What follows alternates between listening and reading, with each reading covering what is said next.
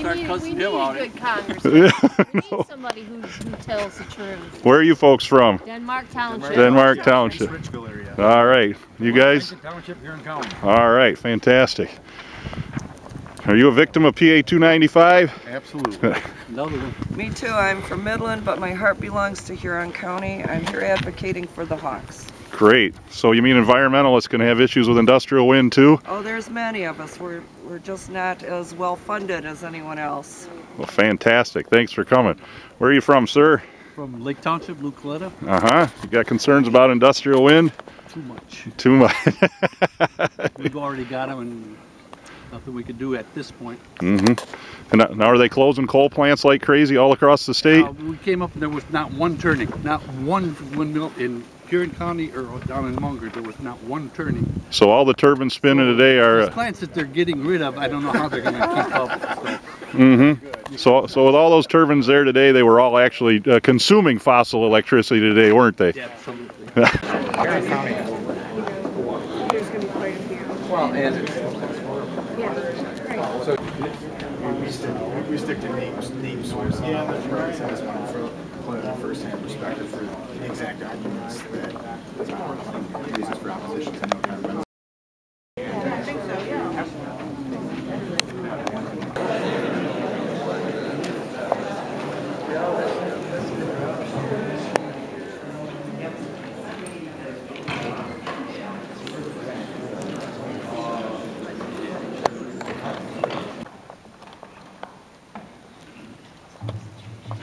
Good afternoon, ladies and gentlemen.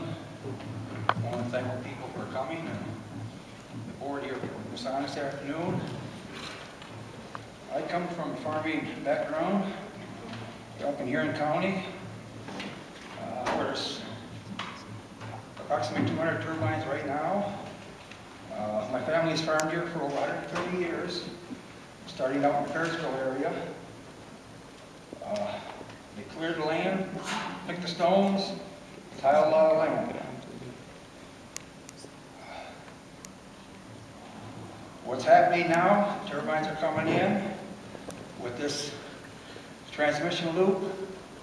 They're going to go through around 8, 9, 10 counties, all the way here, the other side of Saginaw, Gratiot County, up to Port Huron, Detroit area.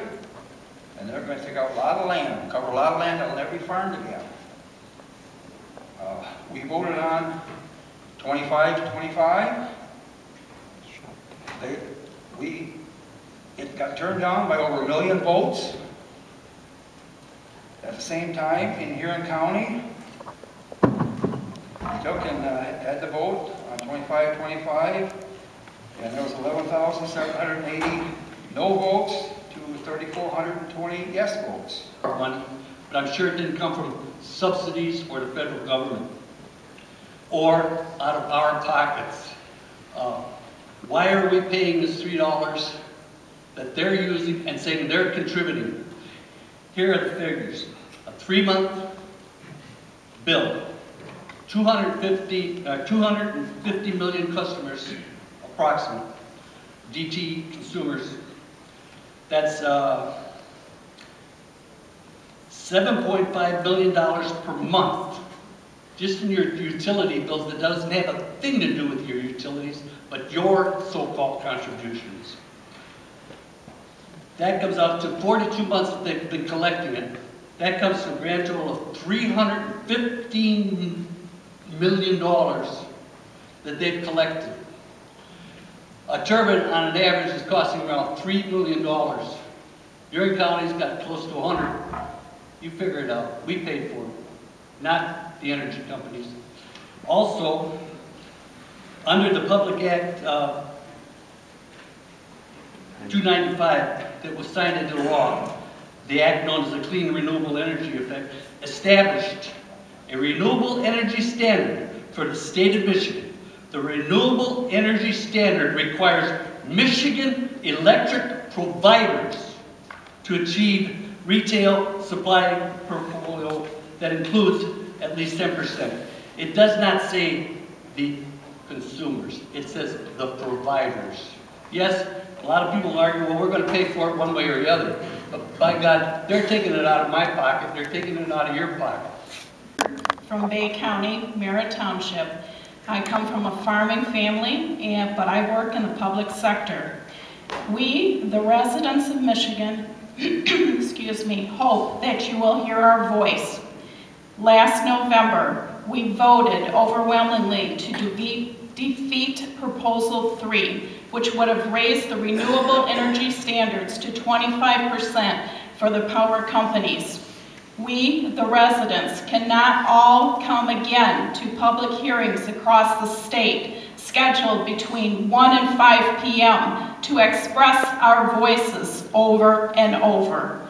We need to be at work at our jobs to support our families. We, the residents, have already spoken. Everything to wind turbines, it can't physically happen. I'm sorry to burst your bubble. It's just not going to happen, folks.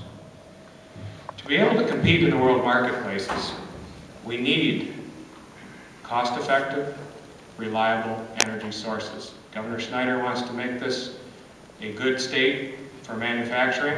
That's the way to do it. Get the costs down, make it affordable and reliable. For example, the pipe dream on wind. To take the coal plant situated in Monroe, which is 3,000 megawatts, and replace that with wind at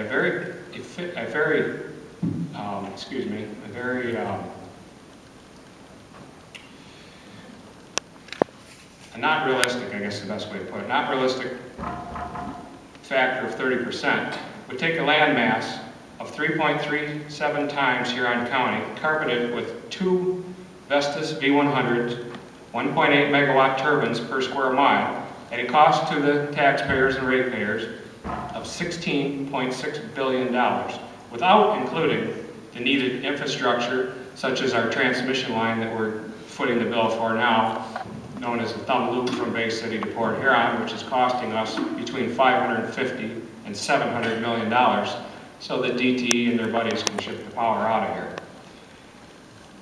Also included in that, or not included in that, is the gas-fired backup generators that will be needed to back them up when the wind dies, such as days like today.